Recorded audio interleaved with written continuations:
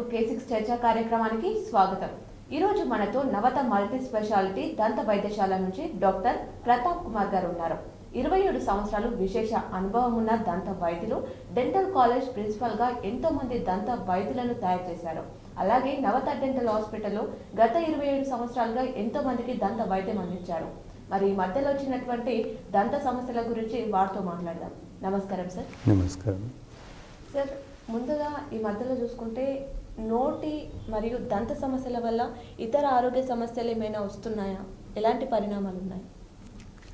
ఇప్పుడు చాలామందికి మన ఇండియన్ సబ్ కాంటినెంట్లో కానీ లేదంటే మన సౌత్ ఈస్ట్ ఏషియన్ కంట్రీస్లో కానీ ఈ మెడికల్ ట్రీట్మెంట్స్ గురించి, తర్వాత ఈ మెడికల్ డిసీజెస్ ఎట్లా అయితే వస్తున్నాయో వాటికి దంత సమస్యలకి, నోటి జబ్బులకు ఏదైనా కారణం ఉందా అనే దాని మీద ప్రపంచం మొత్తం మీద ఎంతో రీసెర్చ్, ఎంతో పరిశోధన జరుగుతూ ఉంది. సో ఈ మధ్యలో కొత్త కొత్త విషయాలు మనకు తెలుస్తున్నాయి. ప్రపంచం మొత్తంలో ఎంతో రీసెర్చ్ జరిగిన తర్వాత చాలా విషయాలు ఇప్పుడు మనకు అర్థమవుతున్నాయి. దానిలో ముఖ్యమైన విషయాలు ఏంటంటే ఈ నోటి జబ్బులు, అంటే పళ్ళల్లో ఉండే, చిగుర్లలో ఉండే వ్యాధులు శరీరంలోని ఇతర భాగాలకు ఎట్లాంటి దుష్పరిణామాలు కలిగజేస్తాయి అనేది దీని మీద చాలా రీసెర్చ్ జరిగింది.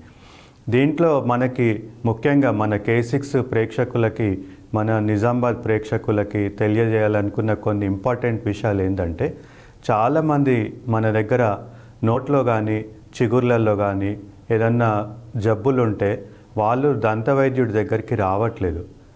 ఎందుకు అంటే మనకి ఆ జబ్బు వల్ల నొప్పి కలగలేదు కాబట్టి డెంటిస్ట్ దగ్గరని కలిసే అవసరం లేదు అనే ఒక అపోహలో, ఒక ఫీలింగ్లో ఉంటున్నారు.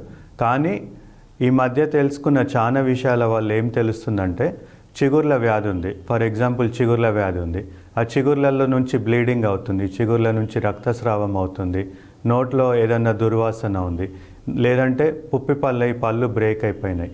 ఇట్లాంటి వాటి వల్ల మనకి ఆ బ్యాక్టీరియా, ఏదైతే నోట్లో ఉండే బ్యాక్టీరియా ఉంటుందో అది మనం ఆహారం తీసుకున్నప్పుడు మన జీర్ణక్రియ లోపలికి వెళ్ళిపోయి అది రక్త ప్రసరణలో పోయి బ్యాక్టీరియమియా అంటే అది బ్లడ్ సర్క్యులేషన్లో ఆ బ్యాక్టీరియా ఇతర భాగాలకు పోయి వేరే వేరే జబ్బులు కలుగజేసే ఆస్కారం ఉంటుంది. ఓకే సార్, ఇటు షుగర్ పై కానీ గుండె జబ్బులపై కానీ చిగుళ్ళ వ్యాధులకి దీనికి ఏమైనా సంబంధం ఉందంటారా? ఖచ్చితంగా ఉంటుంది. ఇప్పుడు ఈ మధ్య తెలుసుకున్నటువంటి రీసెర్చ్ వల్ల తెలిసింది ఏంటంటే, చిగుర్లలో ఏదైతే బ్యాక్టీరియా ఉంటుందో, చిగుర్ల వాపు కానీ, చిగుర్ల నుంచి చీము, రక్తం గారడం కానీ, అక్కడ ఏదైతే బ్యాక్టీరియా ఉంటుందో గుండె కవాటాలపై, గుండె జబ్బులు ఉన్న వారికి ఉండే బ్యాక్టీరియా కూడా సేమ్ బ్యాక్టీరియా ఉంటుంది. ఇప్పుడు స్ట్రెప్టోకాకస్, స్టాఫైలోకాకస్ అనే బ్యాక్టీరియా ఏదైతే ఉంటుందో దానివల్లనే చిగుర్ల జబ్బులు వస్తున్నాయి. ఆ చిగుర్ల వ్యాధులను అశ్రద్ధ చేసే వాళ్ళకి అదే బ్యాక్టీరియా రక్త ప్రసరణలో పోయి గుండె జబ్బులు కలుగజేయడానికి అవకాశం ఎక్కువగా ఉంటుంది.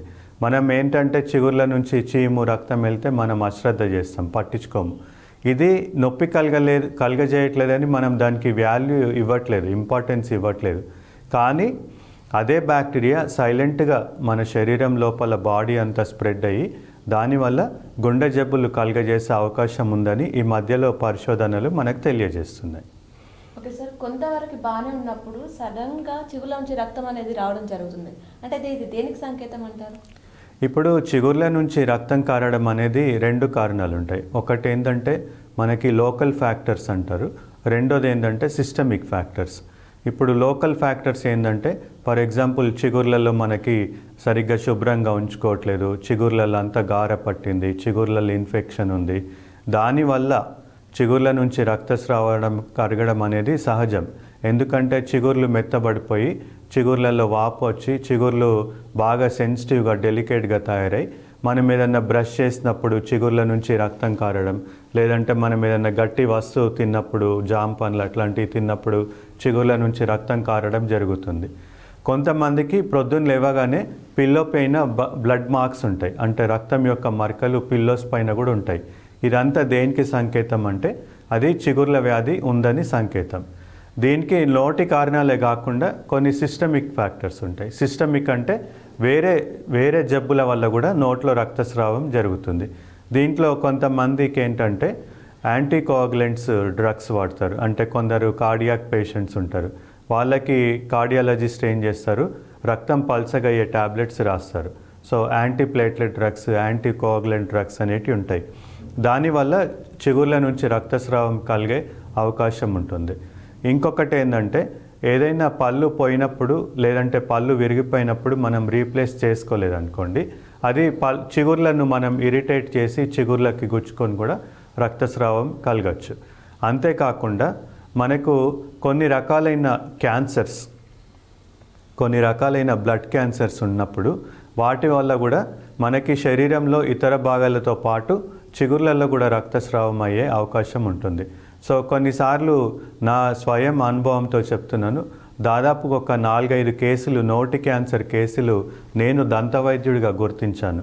అంటే నోట్లో వాళ్ళకి చాలా శుభ్రంగా ఉంది, నోట్లో ఎట్లాంటి గార కానీ పాచి కానీ లేదు, కానీ చిగుర్ల నుంచి రక్తస్రావం జరుగుతుంటే అప్పుడు నాకు డౌట్ వచ్చింది, ఇది ఏదో సిస్టమిక్ డిసీజ్కి, ఏదో శరీరంలోని ఇతర భాగాలకు లింక్ అయిందని. నేను చేసిన రక్తం యొక్క పరీక్షల వల్ల తెలిసింది ఏంటంటే వాళ్ళకి బ్లడ్ క్యాన్సర్ ఉంది. వాళ్ళని వెంటనే గైడ్ చేసి వాళ్ళకి శరీరంలోని ఇతర భాగాలలో ఎక్కడైనా బ్లీడింగ్ మార్క్స్ ఉన్నాయని చెక్ చేస్తే వాళ్ళకి ఇతర భాగాల నుంచి కూడా బ్లీడింగ్ అవుతుంది. వాళ్ళని వెంటనే మనం ప్రాపర్గా గైడ్ చేసి మనము ఏదైతే క్యాన్సర్ స్పెషలిస్ట్ ఉంటారో లేదంటే ఎవరైతే హిమటాలజిస్ట్ ఉంటారో వాళ్ళ దగ్గరికి రిఫర్ చేయడం వల్ల వాళ్ళ ప్రాణాలు కాపాడినటువంటి పరిస్థితి ఏర్పడ్డది. సార్, నోటి క్యాన్సర్ అని కూడా వింటుంటాం, అదేలా వస్తుంది సార్, ఎందుకు వస్తుంది? ఇప్పుడు ఈ మధ్యకాలంలో మన ఏదైతే భారతదేశం ఉందో, భారతదేశంలోని అన్ని క్యాన్సర్ కేసులలో మనకు దాదాపుగా 15% కేసులు నోటి క్యాన్సర్ కేసులే. అంటే శరీరంలోని అన్ని భాగాలకు వచ్చే క్యాన్సర్ కేసులు ఒక 100 కేసులు ఉంటే దాంట్లో 15% కేసులు నోటి క్యాన్సర్ కేసులే ఉంటున్నాయి. సో దీనికి కారణాలు ముఖ్యంగా మన దగ్గర చూసుకుంటే, ముఖ్యంగా మన ఇండియాలో కానీ మన ఇతర మిడిల్ ఈస్ట్ కంట్రీస్లో కానీ అలవాట్ల వల్ల వచ్చే క్యాన్సర్ కేసులు ఎక్కువ ఉంటాయి. మన ఇప్పుడు కూడా గ్రామీణ ప్రాంతాలలో కానీ, ఇప్పుడు విలేజెస్లో కానీ, ఈవెన్ టౌన్స్లో కానీ ఈ జర్దా కానీ, తర్వాత టొబాకో అంటే తంబాకు కానీ, తర్వాత బీడి చుట్ట కాల్చడం కానీ, స్మోకింగ్ వల్ల కానీ, ఇట్లాంటి వల్ల, వక్కపొడి తినడం వల్ల, వీటి వల్ల నోటి క్యాన్సర్ కేసులు ఎక్కువగా అధికంగా మన దగ్గర రికార్డ్ అవుతున్నాయి. అంతేకాకుండా కొంతమందికి పళ్ళు విరిగిపోయి, పళ్ళు షార్ప్గా అయిపోయి, ఆ పళ్ళు గుచ్చుకొని చెంపకి కానీ నాలుకకి కానీ గుచ్చుకున్న వాటిని అశ్రద్ధ చేసి అది నోటి క్యాన్సర్కి దారితీస్తుంది. సో ఒక ఇంపార్టెంట్ సజెషన్ ఏంటంటే, మన నోట్లో ఎట్లాంటి ఏదన్నా అల్సర్ కానీ పుండు కానీ అయితే ఒకవేళ అది 15 రోజుల కంటే ఎక్కువ రోజులు అది మానకుండా ఉంటే మీరు ఖచ్చితంగా దంతవైద్యుని సంప్రదించి అది క్యాన్సరా కాదా అనేది నిర్ధారణ కొరకి పరీక్ష చేయించుకోవాలి. ఓకే సార్, కొందరు పళ్ళు ఊడిపోయిన తర్వాత వాటిని కట్టించుకోరు, దీని ద్వారా ఏమైనా ప్రభావం ఉంటుందా? ఖచ్చితంగా ఉంటుంది. మన దగ్గర ఎట్లా అంటే పళ్ళు ఊడిపోయిన వాళ్ళు చాలామంది ఉంటారు, అది నెగ్లెక్ట్ చేస్తుంటారు. ఈ పళ్ళు ఊడిపోయిన వాళ్ళకి పళ్ళు కట్టించుకోవడం వల్ల ఎన్నో దుష్పరిణామాలు ఉంటాయి. వీటి వల్ల చాలామంది ఏంటంటే నొప్పి ఉండదు కదా అని అశ్రద్ధ చేస్తుంటారు. సో ఈ పళ్ళు లేనందుకు కొన్ని లోకల్ ఎఫెక్ట్స్ ఉంటాయి, కొన్ని సిస్టమిక్ ఎఫెక్ట్స్ ఉంటాయి. లోకల్ ఎఫెక్ట్స్ ఏంటంటే ఆ పళ్ళు ఊడిపోయినాయి, పళ్ళు పెట్టించుకోనందుకు మనకేమవుతుందంటే ఆ ఖాళీ ప్లేస్లోకి పక్క పళ్ళు జరగడం, పైన టీత్ కిందికి జారడం, లేదంటే ఇట్లాంటి వాటి వల్ల పక్క టీత్ కూడా ఖాళీలు ఏర్పడి అక్కడ పుప్పిపళ్ళు వచ్చే అవకాశం ఉంటుంది. అంతేకాకుండా పైన పన్ను కిందికి జారినందుకు అక్కడ మనకు పళ్ళు పెట్టడానికి ఫ్యూచర్లో అవకాశం ఉండదు. సో అదొకటే కాకుండా కొన్ని పళ్ళు ఊడిపోయినాయి, ఫర్ ఎగ్జాంపుల్ ఒక 4 పళ్ళు ఊడిపోయినాయి, అప్పుడు ఏమవుతుంది, ఎదుటి పళ్ళు కూడా పని చేయకుండా పోతాయి. కింది పళ్ళు ఊడిపోతే పైన టీత్ కూడా ఉపయోగంలో లేకుండా పోతాయి, అట్లనే పైన పళ్ళు ఊడిపోయినా కింది కూడా ఉపయోగం లేకుండా పోతాయి. దీనివల్ల ఏమవుతుంది, మిగతా పళ్ళ మీద ఎక్స్ట్రా వర్క్ లోడ్ అనేది పడుతుంది. అంటే కొన్ని పళ్ళ వల్ల తినడం వల్ల ఆ పళ్ళ యొక్క లాంగివిటీ, ఆ పళ్ళ యొక్క లైఫ్ కూడా తగ్గిపోతుంది. సో ఇదొకటే కాదు, తినడంలో మనకి ఏదైతే ఎఫెక్ట్ వస్తుందో నమిలి తినే ఆహారం వల్లే మనకు ఎక్కువగా ఈజీగా జీర్ణం అవుతుంది. సో మనం నమలకుండా ఆహారం తీసుకుంటే ఏమవుతుంది, మన డైజెస్టివ్ సిస్టమ్ మీద కూడా ఇంపాక్ట్ అనేది పడుతుంది. సో ఈ డైజెస్టివ్ సిస్టమ్ మీద చాలాసార్లు కొందరికి కాన్స్టిపేషన్ అంటే తొందరగా వాళ్ళకి మోషన్స్ కాకుండా వాళ్ళు ఇండైజెషన్తో బాధపడుతుంటారు. దీంట్లో చాలామంది పళ్ళు కట్టించుకొని వాళ్ళు కూడా ఉంటారు. సో ఈ డైజెస్టివ్ సిస్టమ్ పైన నోటి పైన కాకుండా కొన్నిసార్లు మనకి స్పీచ్ అంటే కొన్ని పదాలు స్పష్టంగా పలకలేరు, కొన్ని పళ్ళు పోయినందుకు కొన్ని పదాలు స్పష్టంగా పలకలేరు. దీనివల్ల కూడా వాళ్ళకి ఆత్మన్యూనత భావం ఏర్పడే అవకాశం ఉంటుంది. అంతేకాకుండా మనకి పళ్ళు లేనందుకు ఇన్ఫీరియారిటీ కాంప్లెక్స్ అనేది వస్తుంది. సో పళ్ళు లేవు కదా అని చాలామంది అందరి ముందు ధైర్యంగా మాట్లాడకుండా అట్లా ఆత్మన్యూనత భావంతో ఇన్ఫీరియారిటీ కాంప్లెక్స్తో ఉండిపోతారు. సో ఈ పళ్ళు లేనందుకు కేవలం పళ్ళ జబ్బులే కాదు, మనకి సైకలాజికల్ ఎఫెక్ట్ అవుతుంది, డైజెస్టివ్ సిస్టమ్ మీద ఎఫెక్ట్ అవుతుంది. అంతేకాకుండా ఈ మొత్తం స్టొమాటోగ్నాటిక్ సిస్టమ్ అంటే ఈ టీత్ అనేది ఎంత ఇంపార్టెంట్ అంటే మన ఫేస్, మన చర్మం యొక్క, మన ఫేస్ యొక్క మజిల్స్కి సపోర్ట్ ఇస్తుంది.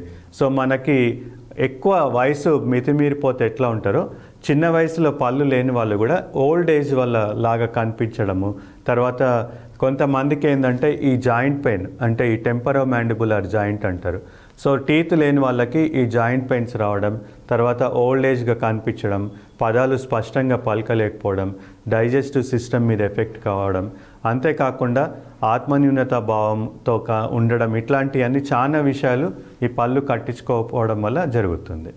సార్, దంత వైద్యంలో దంతాల గురించి క్రిటికల్ సిచ్యువేషన్స్ ఏముంటాయి సార్? ఎక్కువ మాట క్రిటికల్ సిచ్యువేషన్స్ చాలా ఉంటాయి. ఇప్పుడు నాకు చాలామంది చెప్తుంటారు, ఆ పుప్పి పన్ను వచ్చి నిద్రపోలేదు సార్, నైట్ అంతా మేల్కొనే ఉన్నాను, ఈ పుప్పి పళ్ళు వల్ల నాకు ఆహారం సరిగా తినలేకపోతున్నా అనేది ఒకటి. సో అంటే అక్యూట్ పల్పైటిస్ అంటారు. అక్యూట్ పల్పైటిస్ అంటే పంటి లోపల ఏదైతే నరం ఉంటుందో, పల్ప్ ఉంటుందో, ఆ పుప్పి పన్ను నరం వరకు పోయినప్పుడు వాళ్ళకి సివియర్ పెయిన్ వస్తుంది కొన్నిసార్లు, అదొకటి. రెండోది ఏంటంటే మనకి యాక్సిడెంట్స్ అయినప్పుడు పళ్ళు ఊడిపోవడము, జా ఫ్రాక్చర్స్ అవ్వడం అనేది ఒకటి. తర్వాత చిన్నపిల్లలు ఇంట్లో ఆడుకునేటప్పుడు దెబ్బ తాకి పళ్ళు కదిలిపోవడం, పళ్ళు లూజ్ అవ్వడం, లిప్ అంటే పెదవి కట్ అవ్వడం, ఇట్లాంటి కారణాల వల్ల ఎమర్జెన్సీ డెంటల్ ప్రొసీజర్స్ అనేటివి అవసరం పడుతుంది.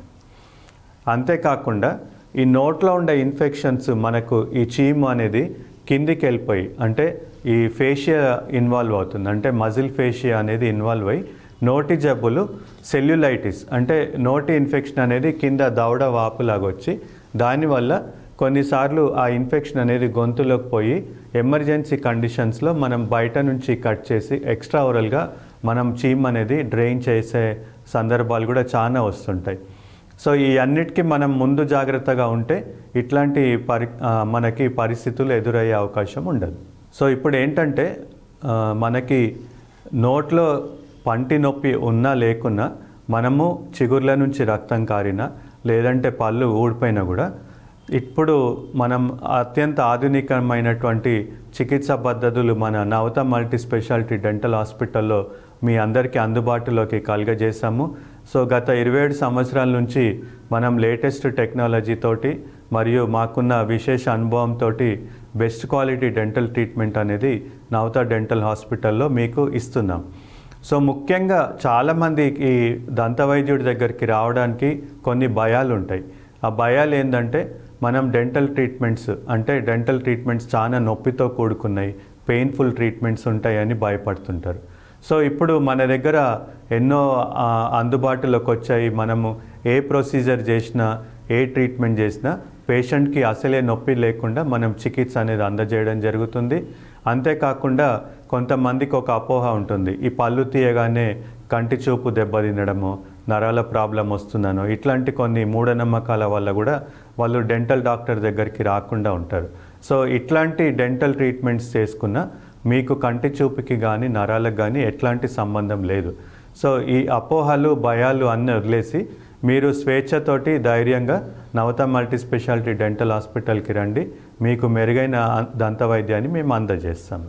సార్, దంతాలకు సంబంధించిన వ్యాధుల గురించి అలాగే మీ హాస్పిటల్లో ఉన్నటువంటి శస్త్రచికిత్సల గురించి అన్నిటి గురించి ఈరోజు మా అందరికి తెలియజేసినందుకు థ్యాంక్ యూ సార్. ఇది ఈరోజు అంశం. మరో అంశంతో మీ ముందుంటాం. చూస్తూనే ఉండండి మీ కేసీ.